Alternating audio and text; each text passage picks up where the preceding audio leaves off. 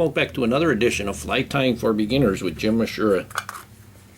Once again, we're going to do a rather simple fly, and this would be the second fly that I would teach my students to tie, and this is going to be a woolly bugger. Now, the materials we're going to need a hook, of course, and I'm going to use the Lively Legs lip splitter number 472 size 6, and this is a streamer hook. It is 3 extra long and 1 extra strong. You want a nice sturdy hook. We're going to put weight on this, and I'm going to use 20 thousandths lead free wire, and then other materials that we're going to need for the woolly bugger is we're going to need a marabou feather. We're going to make this a brown one. We're going to use a marabou feather. For the body, we're going to use brown chenille. This is actually, I think they call this tobacco color. And then for the hackle, we're going to use a brown strung saddle hackle. Now, when you're making woolly buggers, it's one of the deadliest flies there is, and it's also one that has so many different variations to it. But what we're going to want is we're going to take our strung saddle hackle, and for instance on this one, you can see this has a lot of web on it at the bottom section, and going up to, that's almost dry fly quality, but they're just too long. So you can have that. You can have a nice soft hackle all the way through. You can have a stiff hackle all the way through. You can have long barbs, or you could have short barbs coming off the woolly bugger. And the feather that I selected it has some web in it near the bottom here, which I like, but again, it's stiffer at the top, and the barbs are probably about the right size for this number 6. So getting started, we're going to start first by putting our lead on there, or our lead free wire on there, and we're going to put about 20 wraps on. Now when we put this on, we want to keep it more to the front, but you can start it by starting it in the back and putting on your wraps. 2, 3, 4, 5, 6.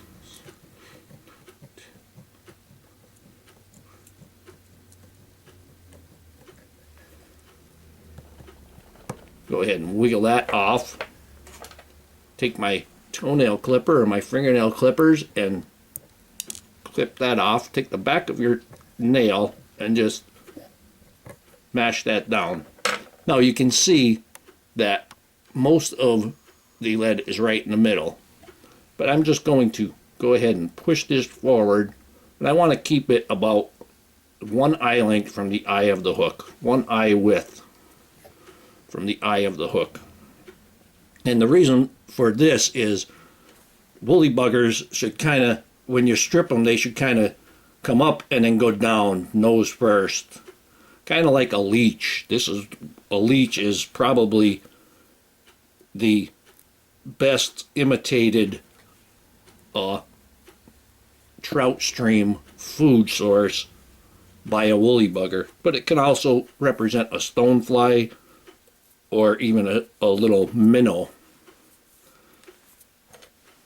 So we're going to take our thread, and I'm going to use a brown thread. This is actually a rust thread, rusty brown, and this is an 8/0 thread. 6/0 if this is your second fly you're using. But you can also use black thread if you don't have a lot of options. So we're going to go ahead and secure this, and you can see it already moved a little bit back. So what I'm going to do is I'm going to hold the lead in place and then get it on top. And once I get it on top, it's okay.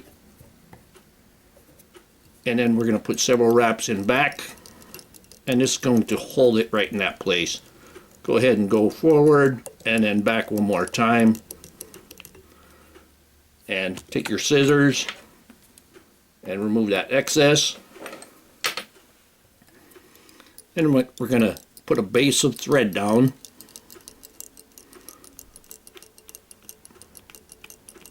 And I'm going to stop it where the thread is going to hang about halfway between the point and the barb. And I did crimp the barb down. Now we're going to put our tail on first, and I'm going to use the brown Marabou feather, and Marabou is turkey body feathers, and the amount of turkeys we consume in this world, actually, they're very, very much available, and they're pretty inexpensive. But I'm going to take about the tail. You can make them really thick and heavy, or you can make them lighter and smaller even. But I'm going to take about 1.5 inches, pull them all together, and pull them off. And now with the Marabou, you can see how fluffy and flying around it is. I just get a little bit of moisture, just kind of off my lip, and put it in there. Now you can make this tail as long as you want. You can make it twice the length of the hook shank. You can make it short and make it only 1/4 of the hook shank. It's really going to be your own preference, but in general you want it to be about the length of the hook shank.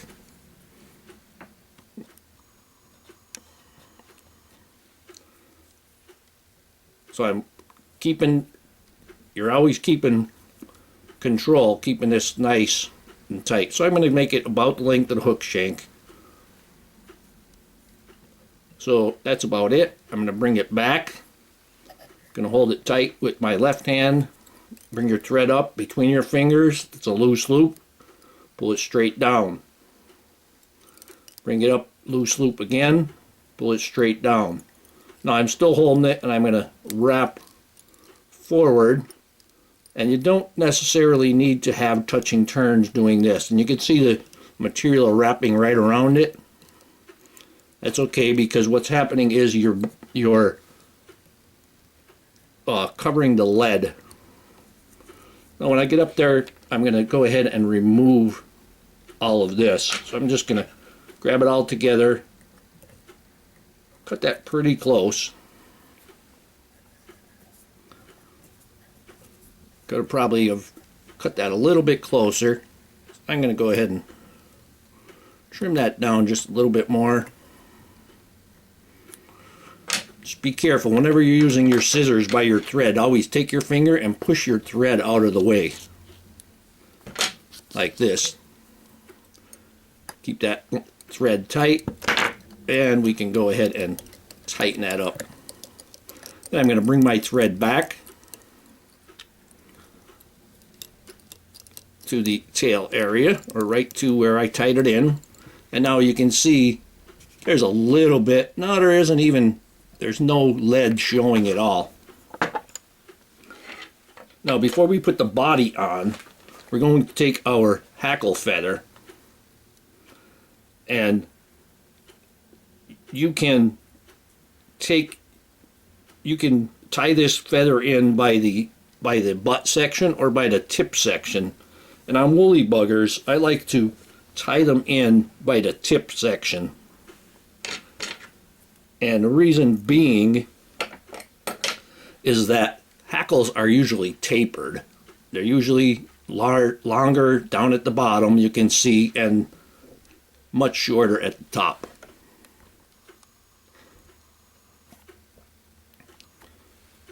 So I left myself a little piece of handle there.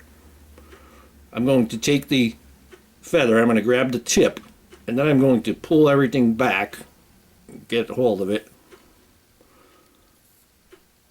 And I can see there's a little bit of cut spot there. I'm going to pull everything back, and we're not going to give this one a haircut because it's just too hard. But we're going to leave that tip long, and we're going to go ahead and tie this in. We're going to put that where we're going to tie it in right to our tie-in point, and then we're going to go ahead and quickly wrap this forward. If your feather was too long, then of course you would trim that off. Going to bring our thread back, and as you notice, I'm not putting touching turns in there. It's not necessary. It's not going to go anywhere, and it's just wasting thread. So we'll bring it back to our tail tie-in point. Now I'm going to take my brown chenille, and the chenille, you can take this and you can pick some of the fuzz off the end to expose the thread. Now I'm going to tie that in. I'm going to tie that thread in. I'm moving those hackles out of the way there. See, there's one more there.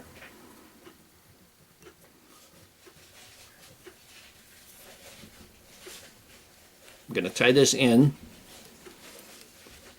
I should have did the loose loop, but I'm so used to not doing it. But hold it on there, put the thread between your finger, bring it over the other side, pull it straight down. And now I'm going to move my thread up to the head area. I got a couple little fuzzes right there at the head. So what I'm going to do is, you got to be careful doing this. I'm going to take I always have a lighter handy, and just burn those off. You can see a couple down here, but that's not going to matter, so I'm not going to bother with it.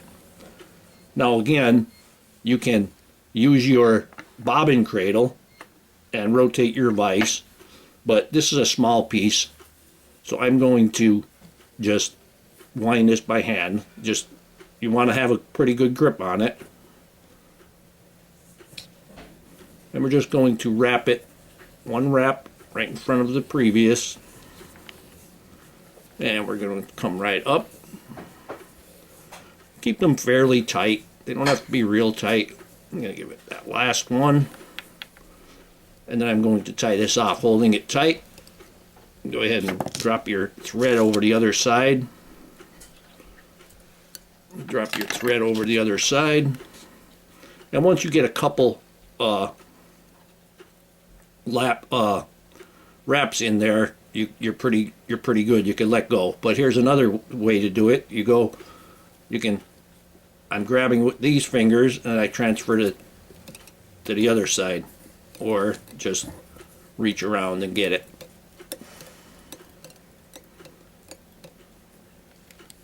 Now I'm going to take my poke and snip, aka cuticle trimmer, push the thread out of the way with your finger, and I'm going to snip that off nice and close. And then usually you get a couple of fuzzes hanging there.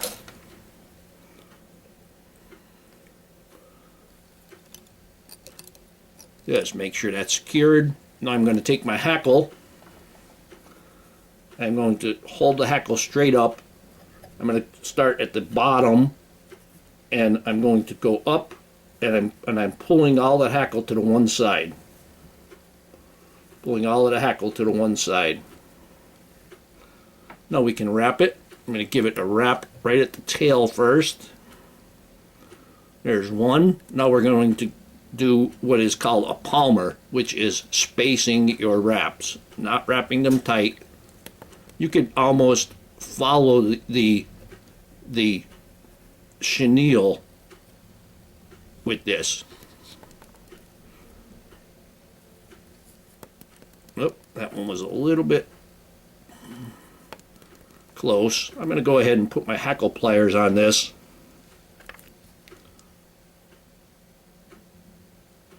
There we go. and I can stroke the hackle to the rear as I'm going. If you couldn't get all of the hackle fibers on one side, then you could just stroke them to the rear as you're going. And you notice that the hackle is getting longer.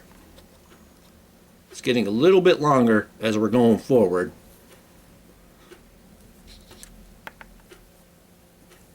And when I reach the top, I'm going to go ahead and give it a wrap right there at the head. Let me get that one close.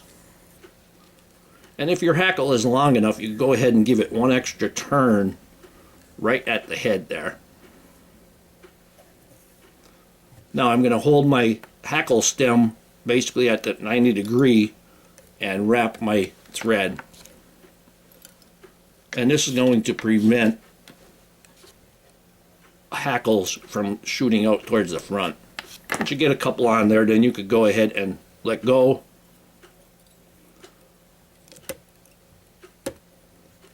Now I'm going to take my poke and snip once again, and this is where it especially comes in handy, the cuticle trimmer.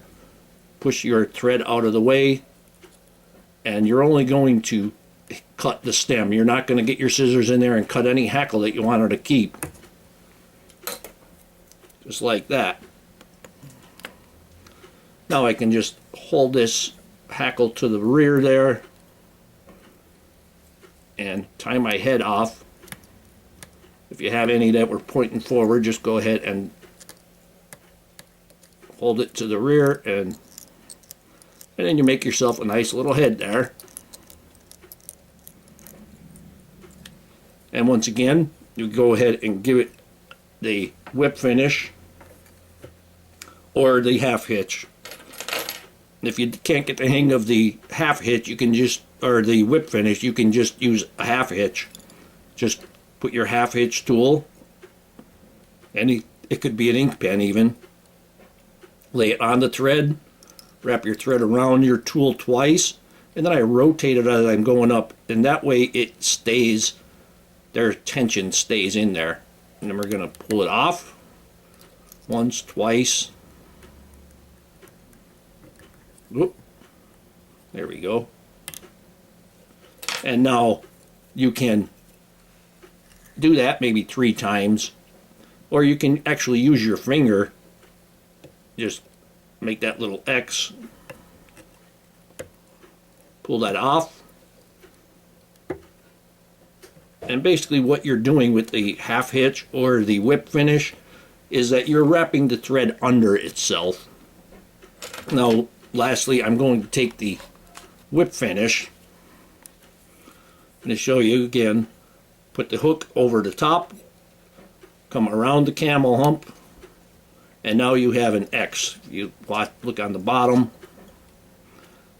Now I'm going to bring my whip finish up, pull that X to the shank, and then you could just spin this as many times as you'd like. 5 or 6 is enough. Take it out of the camel hump, slide it up, take the hook out, then you take your scissors or your cuticle trimmer, poke and snip. Now we're going to take our head cement, or in my case the Sally Hansen's hard as nails, and we're going to put a little bit on the thread. I'm actually going to show you. Okay, it's just, you want to clean your brush off pretty good, but if you didn't, and for some reason, I just got it all in the head, in the eye of the hook. So I'm going to take a feather that is just laying around, a nice little hackle, and we're going to put this through the eye of the hook. Nothing worse than trying to tie a fly on and find out that the eye is blocked with glue. And we'll just pull that through, and that just clean that eye right out. And here you have a woolly bugger, a nice brown woolly bugger. It fishes great, and good luck with it. I hope that you learned something from this video. Hope that you would subscribe to my channel. Please refer me to your friends. Please visit my sponsors and let them know I sent you. Leave comments, questions, suggestions. If you'd like to purchase this or any flies I make, go to etsy.com/shop/theflymanjim. And if you don't see it, just send me a message and we'll figure out what you want. And most of all, thank you very much for watching my videos.